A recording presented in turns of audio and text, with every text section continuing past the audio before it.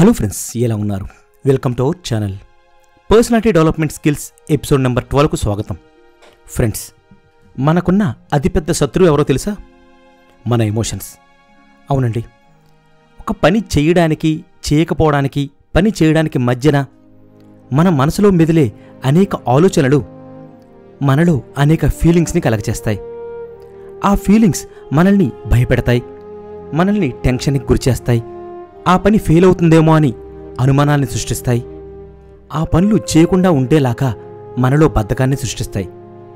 లైఫ్లో సక్సెస్ అయిన వాళ్ళకి, సక్సెస్ కాకుండా సాధారణంగా మిగిలిపోయిన వాళ్ళకి ఇదేనండి తేడా.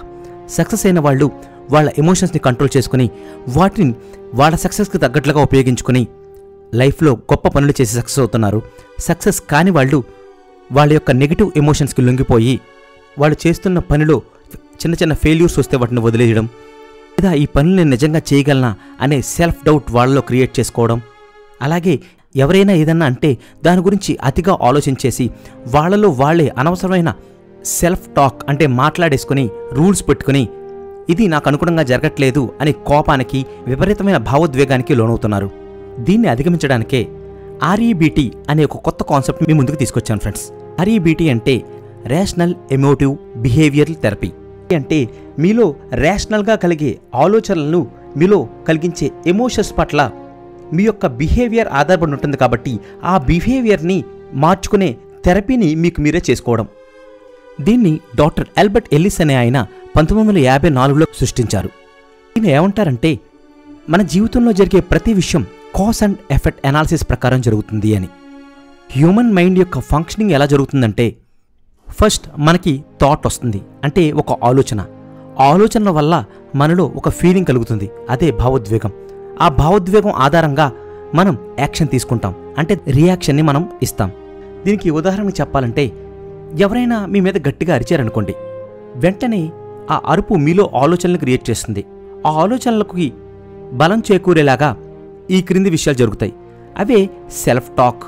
అంటే ఎందుకు అతను ఎలా అరుస్తున్నాడు, నన్నెందుకు అంటున్నాడు, దాన్ని నేను ఎలా ఎదిరించాలి అని మీ మనసులోనే చాలా వేగంగా ఒక ప్రక్రియ జరుగుతుంది, ఈ ప్రాసెస్ అంతటిని కూడా చేయడానికి. అలా జరిగిన తర్వాత మీకు కోపం కలుగుతుంది. ఆ కోపం ఆధారంగా అవతలి వాళ్ళ మీద మీరు కొట్టడం, తిట్టడం, లేదా మీ రెస్పాన్స్ ఆధారపడి ఉంటుంది. అవతలి వాళ్ళు తిట్టినప్పుడు మీలో కలిగే మొట్టమొదటి ఈ సెల్ఫ్ టాక్ అనేది ఒక యాక్టివేటింగ్ ఈవెంట్లా పనిచేస్తుంది. యాక్టివేటింగ్ ఈవెంట్ అంటే, ఎందుకు నాకే అన్యాయంగా జరుగుతుంది, అసలు నన్ను తిట్టడానికి అతనెవరు, ఇదంతా నాలాంటి మంచివాళ్ళకే జరుగుతుంది ఎందుకు, ఇలా అనుకున్న తర్వాత ఇదంతా కూడా మీ యొక్క ఫీలింగ్కి దారితీస్తుంది. ఆ ఫీలింగ్ మీ యొక్క బిలీఫ్ సిస్టమ్ మీద ఆధారపడి పనిచేస్తుంది. ఆ ఫీలింగ్ ఆధారంగా సి అంటే కాన్సిక్వెన్సెస్, మీ ఎమోషన్ యొక్క రిజల్ట్స్ ఉంటాయి. దానివల్లే అనేక డిస్ప్యూట్స్ అంటే గొడవలు వస్తాయి. ఎవరో మనల్ని పాడు చేయక్కర్లేదండి, మనల్ని మనమే హర్ట్ చేసుకుంటున్నాం మన సెల్ఫ్ టాక్తో. జరిగిపోతుంది, ఇది మళ్ళీ మళ్ళీ నాకే జరుగుతుంది, ఏదో అన్యాయం జరుగుతుంది, మళ్ళీ మళ్ళీ నేను గాయపడుతున్నాను అని పదే పదే మీతో మీరు చెప్పుకునే మాటలు మీలో ఎమోషన్ని, భయాలని, టెన్షన్ని, మీ శక్తి పట్ల అనుమానాల్ని, ఫెయిల్యూర్ పట్ల భయాన్ని కలిగిస్తున్నాయి. అందుకే సెల్ఫ్ టాక్ విషయంలో కొన్ని మాటలు మీరు చెప్పుకోవాలి. ఇలా జరిగితే ఏమవుతుంది, నిజంగా ఇది జరుగుతుందా, దీన్ని మనం ఏమైనా ప్రూవ్ చేయగలమా, ఇలా ఫీల్ అవడం అంత ముఖ్యమైందా, ఇది నాకు సహాయపడుతుందా, నన్ను నష్టానికి గురిచేస్తుందా, ఏది నిజంగా లాంగ్ రన్లో బాగా పనిచేస్తుంది, ఇలా జీవించడం మంచిదేనా, ఈ ఐడియా అసలు నీకు ఎలా వచ్చింది, ఇది నీకు ఎలా వర్క్ అవుతుంది అని మీ పర్సనాలిటీ మీతో మాట్లాడుకునే సెల్ఫ్ టాక్ విషయంలో ఈ క్వశ్చన్స్ అన్నీ కూడా మీరు వేసుకోవాలి. ఆ నెగిటివ్ సెల్ఫ్ టాక్తో మీరు ఫైట్ చేయాలి. ఇది తెలుసుకోవడానికి ముందు మన లైఫ్లో అనేక డిస్టార్షన్స్కి సంబంధించిన అనేక విషయాలు ఉంటాయండి. అవి ఫీలింగ్ గుడ్ అనే బుక్ సమ్మరీ ద్వారా నేను ఎక్స్ప్లెయిన్ చేశాను. ఆ లింక్ కూడా మీకు ఇస్తాను, తప్పకుండా చూడండి. దాంట్లో ఆల్ ఆర్ నథింగ్ అంటే అయితే పెర్ఫెక్ట్గా చేయాలి, లేకపోతే మొత్తానికి వదిలేయాలి. ఓవర్ జనరలైజేషన్, ఒక్క నెగిటివ్ విషయం జరిగితే చాలు ఇంకా అన్నీ నాకు నెగిటివ్గానే వస్తూ ఉంటాయని. మెంటల్ ఫిల్టర్, ఎక్కువగా నెగిటివ్ విషయాల్ని భూతత్వంలో పెట్టి చూపించడం. డిస్కౌంటింగ్ ద పాజిటివ్, కొన్ని పాజిటివ్ విషయాలు జరిగినా సరే ఏదో లక్లో జరిగాయి, నా లైఫ్లో ఎప్పుడూ నెగిటివ్ విషయాలే జరుగుతాయి అనుకోవడం. జంపింగ్ టు కంక్లూజన్, తొందరగా విషయం గురించి తెలుసుకోకుండా ఆలోచించకుండా ఒక కంక్లూజన్కి వచ్చేయడం. మ్యాగ్నిఫికేషన్, చిన్న చిన్న విషయాల్ని భూతత్వంలో చూడడం. ఎమోషనల్ రీజనింగ్, ఎక్కువగా ఎమోషనల్గా ఇదంతా నాకే ఎందుకు జరుగుతుంది, నాలో ఏదో తప్పు ఉంది, నాకే ఎందుకో ఎవరో చెడు చేస్తున్నారు, ఇలా ఎమోషనల్గా ఆలోచిస్తూ బాధపడిపోవడం. అలాగే షుడ్ స్టేట్మెంట్స్, తప్పనిసరిగా ఇది చెయ్యాలి, ఇది చేయకూడదు అని రూల్స్ పెట్టుకోవడం, అలాగే లేబులింగ్, మిమ్మల్ని మీరే తిట్టుకోవడం, బ్లేమ్ చేసుకోవడం, ఇటువంటి విషయాల గురించి ఇవన్నీ సైకలాజికల్గా మనం ఎదుర్కొనే ఒక 10 సమస్యలు ఉన్నాయండి. వీటి గురించి చూశాక తెలుసుకోవాలంటే వీడియో తప్పనిసరిగా చూడండి. ఇలాంటి అనేక విషయాలు మీలో ఫీలింగ్స్గా ఉండి మిమ్మల్ని భయపెడుతున్నాయా? ఇప్పటిదాకా మీలో అవి కలిగినప్పుడు మీరు గుర్తుపట్టలేదు, కానీ ఇప్పుడు మీకు వాటి గురించి తెలుసు. మీతో మాట్లాడే, మీతో ఉండే ఈ యొక్క నెగిటివ్ క్రిటిక్ని తీసేసి మీతో గౌరవంగా, మర్యాదపూర్వకంగా, ప్రేమతో, దయ్యతో మాట్లాడేటువంటి ఒక ఫ్రెండ్ని మీ యొక్క క్రిటిక్గా ఉంచుకోండి. అతడు మీ తప్పుల్ని ఎత్తి చూపడం కాదు, తప్పులకి మిమ్మల్ని మన్నిస్తాడు, అన్ని విషయాల్లోనూ కూడా మిమ్మల్ని సపోర్ట్ చేస్తాడు. ఎప్పుడు మీ థాట్స్, ఫీలింగ్స్ కరెక్ట్గా మ్యాచ్ అవుతాయి. మీకు యాంగ్రీ థాట్స్ కలిగినప్పుడు మీలో యాంగ్రీ ఫీలింగ్స్ కలుగుతాయి. మీరు టెన్షన్ థాట్స్ అంటే వర్రీడ్ థాట్స్ కలిగినప్పుడు మీకు వర్రీడ్ ఫీలింగ్స్ కలుగుతాయి. హ్యాపీ థాట్స్ కలిగినప్పుడు మీలో హ్యాపీ ఫీలింగ్స్ కలుగుతాయి. సో మీరు వాటి యొక్క లాంగ్వేజ్ని చేంజ్ చేయడానికి చూడండి. మీకు విపరీతమైన కోపం వచ్చిందనుకోండి, కొంచెం కోపంగా దాన్ని మార్చండి. కొంచెం కోపం వచ్చిందనుకోండి, జస్ట్ అప్సెట్ అయ్యాను అని అప్సెట్గా దాన్ని మార్చండి. కొంచెం అప్సెట్ అయ్యారనుకోండి, ఇది ఛాలెంజ్గా తీసుకోవాలి నేను అని ఛాలెంజింగ్గా మార్చండి.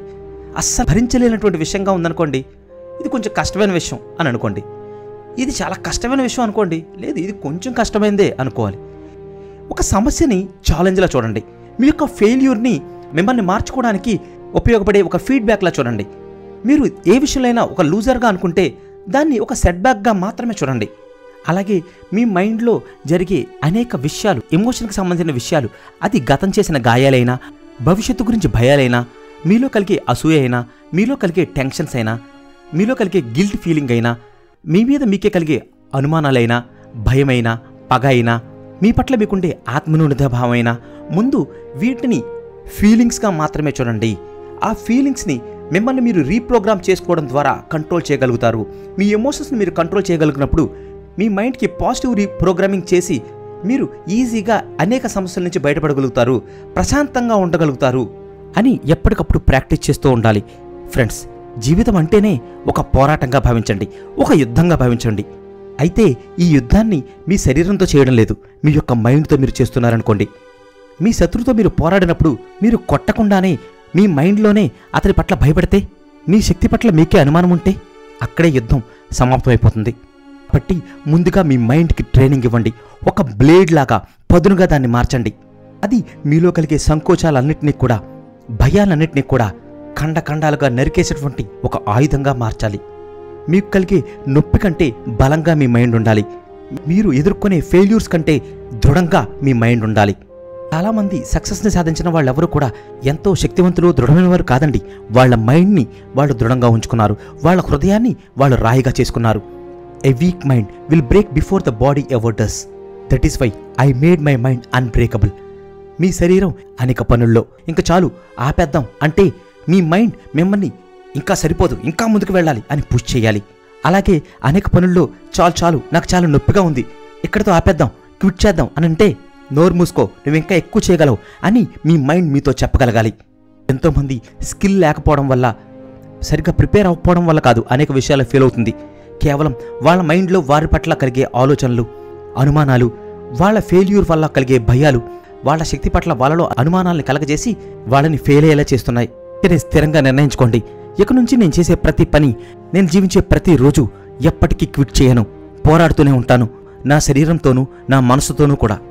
నాకు అనేక సమస్యలు, ఛాలెంజెస్ ఎదురైనప్పుడు వీటిని నేను ఓవర్కమ్ చేయగలనా, వీటిని దాటగలనా అని భయపడను. నాకు నేనే చెప్పుకుంటాను, వీటన్నిటినీ కూడా నేను దాటుతాను, వీటితో పోరాడతాను, గెలుస్తాను అని. ఇలా మీరు ఆలోచించండి, మీ మైండ్ని ట్రైన్ చేయండి. అప్పుడు మీ విజయానికి దారులు అవంతటా అవే తెచ్చుకుంటూ ఉంటాయి. ఫ్రెండ్స్, నేను ఎంతో కష్టపడి మంచి మంచి కాంటెంట్ అంతటినీ కూడా వీడియోస్ చేస్తున్నాను, కానీ చాలా తక్కువ లైక్స్ వస్తున్నాయి. మీరు ఇచ్చే ఒక్క లైక్ వల్లే ఈ వీడియోని ఇంకా ఎక్కువ మందికి యూట్యూబ్ చూపించాలి అని మీరు సిగ్నల్ ఇస్తున్నట్టు. సో దయచేసి లైక్ చేయండి. అలాగే ఇటువంటి మంచి కాంటెంట్ని మీ ఫ్రెండ్స్ అందరికి కూడా షేర్ చేయండి. అలాగే మన ఛానల్ యాప్ ద్వారా కూడా చూడొచ్చు. యాప్ని ఇన్స్టాల్ చేసుకోండి, ఈజీగా ఛానల్లోని వీడియోస్ అన్నింటినీ కూడా చూసేయండి. అలాగే లైక్ చేయండి, మీ ఫ్రెండ్స్ అందరికి కూడా షేర్ చేయండి. థ్యాంక్ యూ, నమస్తే.